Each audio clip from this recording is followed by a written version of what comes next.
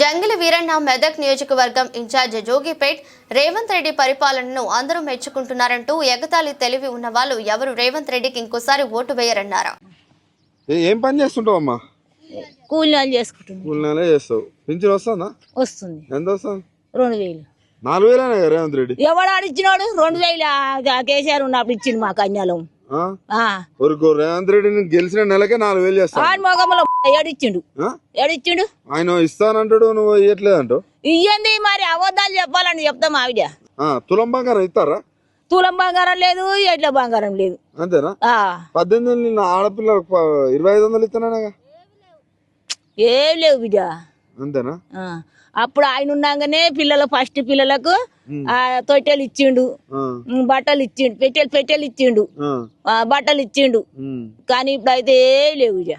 15 నెలలు 16 నెలలు అవుతుంది రేవంత్ రెడ్డి వచ్చి. ఎట్లా ఉంది పరిపాలన? మస్తు ఉంది, మస్తు ఉపయోగం ఉంది మాకు. అంతేనా? బాగుందా? బాగుంది మంచిగా మెచ్చుకుంటున్నాం. మళ్ళీ వేస్తారా ఓటు? వేస్తాం. వాయికా వేసేది నేనైతే అయ్యా. ఎందుకు? ఏం లేస్తుండు ఇంకా నయం. ఆయనే కేసీఆర్ నయం. గ్యాస్ 500కి వస్తుందా? ఇస్తలేరు. అవే 900. ఊకమ్మ 400 నువ్వు తీసుకుంటానేమో, అబద్ధం ఆడుతాను. రేవంత్ రెడ్డి అంటే నీకేమైనా కోపం? మరి కోపం కాదు బిడ్డ. ఇయ్యండి పోదాంపా, గ్యాస్ కాడికి పోదాంపా. ఆయన ఎవడాడు మాకు ఇచ్చినాడు? ఆయన 500 గ్యాస్ ఇస్తాను ఆయన అంటాడు. 900 నువ్వు అంటావు. 920. 920? అగో మొన్న 50 పెరిగిందట. మళ్ళీ 50 పెరిగింది. మరి ఎట్లా ఇట్లా అయితే ఎట్లా? మేము ఇప్పుడు అయితే ఆయననే రావాలని ఉంది గాని ఇక మరి ఆ దేవుని దయ.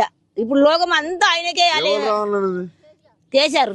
మళ్ళీ కేసీఆర్ ఎందుకు? మరి కేసీఆర్ వస్తేనే మంచిగా చేసిండు. మరి ఈయన వచ్చి ఏం చేసిండు? మరి ఏం లేని వాళ్ళు కూలీలకు 12,000 ఇవ్వాలిగా నీకు కూడా. ఎవరు ఇస్తలేరు. అది కూడా ఇస్తలేరు. నెలకు 2000 పింఛన్ అయితే కేసీఆర్ ఉన్నాగానే చేసిండు బిడ్డ. గవ్వే వస్తున్నాయి. నీకు రేవంత్ రెడ్డి పంచాయతీ ఉన్నట్టుంది, ఏది ఇస్తలేడు అంటాను. అవును, పంచాయతీ నేను అడుగుతా కూడా. ఆయన అడుగుతా కూడా దిశోని అయితే అడుగుతా. ఏమడుగుతా? నువ్వేం చేసినావు, మాకు ఏం నిలబెట్టినావు అని అడుగుతా. అంతేనా?